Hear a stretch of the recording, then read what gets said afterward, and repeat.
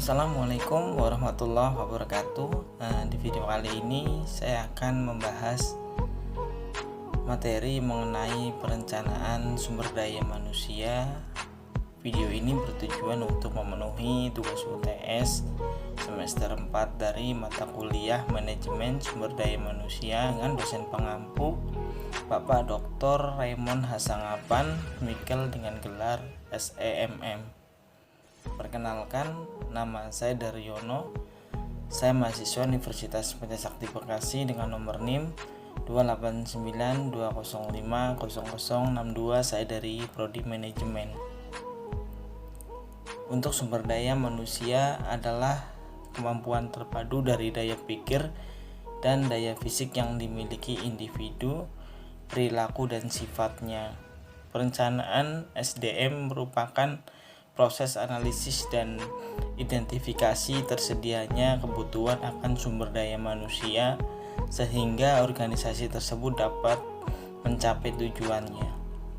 Perubahan-perubahan lingkungan sulit diprediksi dalam jangka pendek dan kadang-kadang tidak mungkin diperkirakan dalam jangka panjang, termasuk dalam pengelolaan sumber daya manusianya. Untuk pengertian perencanaan sumber daya secara sempit adalah mengestimasi secara sistematik permintaan dan suplai tenaga kerja organisasi di waktu yang akan datang. Sedangkan untuk pengertiannya secara luas yaitu serangkaian kegiatan yang dilakukan untuk mengantisipasi permintaan bisnis dan lingkungan pada organisasi di waktu mendatang dan untuk memenuhi kebutuhan tenaga kerja.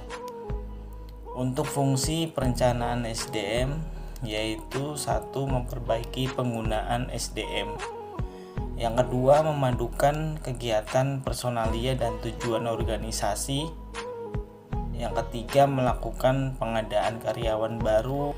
Yang keempat, mengembangkan informasi untuk membantu kegiatan personalia dan unit organisasi lainnya.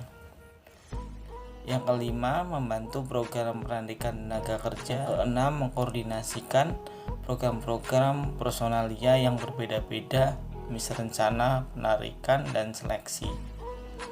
Untuk syarat-syarat perencanaan sumber daya manusia yaitu mengetahui secara jelas masalah yang akan direncanakannya, mampu mengumpulkan dan menganalisis informasi tentang SDM, mempunyai pengalaman luas tentang job analisis, organisasi dan situasi persediaan SDM, mampu membaca situasi SDM masa kini dan masa mendatang, mampu memperkirakan peningkatan SDM dan teknologi masa depan, dan mengetahui secara luas peraturan dan kebijaksanaan perburuhan pemerintah.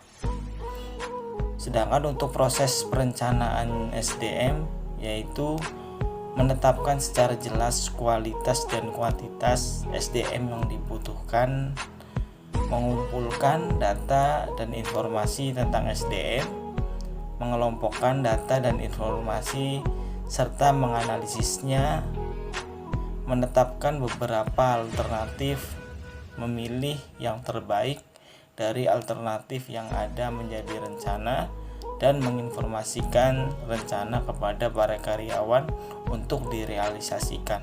Untuk keuntungan perencanaan SDM efektif, 1. Manajemen puncak memiliki pandangan yang lebih baik terdapat dimensi SDM atau terhadap keputusan-keputusan bisnisnya. Yang kedua, biaya SDM menjadi lebih kecil karena manajemen dapat mengantisipasi ketidakseimbangan sebelum terjadi hal-hal yang dibayangkan sebelumnya yang lebih besar biayanya.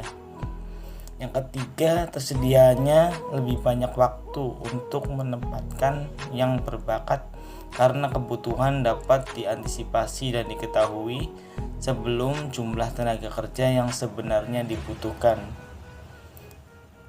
Yang keempat, mengembangkan para manajer dapat dilaksanakan dengan lebih baik.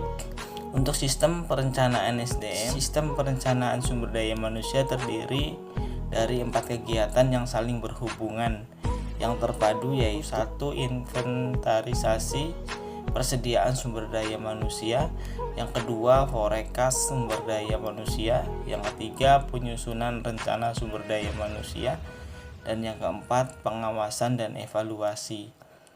Sedangkan untuk kendala perencanaan SDM, untuk kendala 1 standar kemampuan SDM-nya, untuk kendala 2 manajemen sumber daya alam adalah makhluk hidup, kendala 3 yaitu situasi SDM, kendala 4 kebijaksanaan tenaga kerja pemerintah.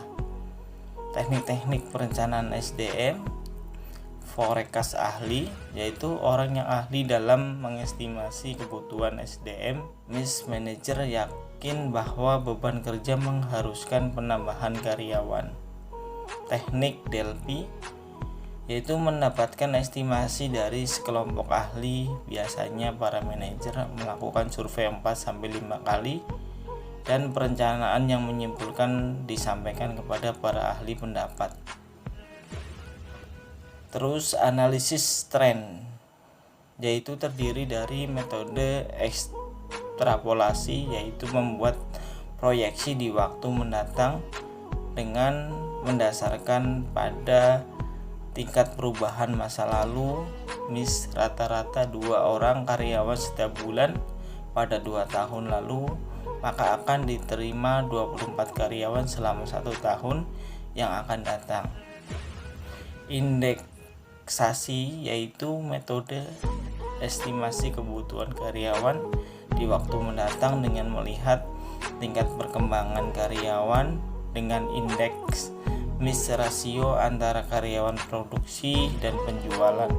Contoh, setiap 10 juta rupiah kenaikan penjualan, departemen produksi memerlukan suatu tambahan karyawan baru. Sekian penjelasan mengenai perencanaan sumber daya manusia, dan saya akhiri. Assalamualaikum warahmatullahi wabarakatuh.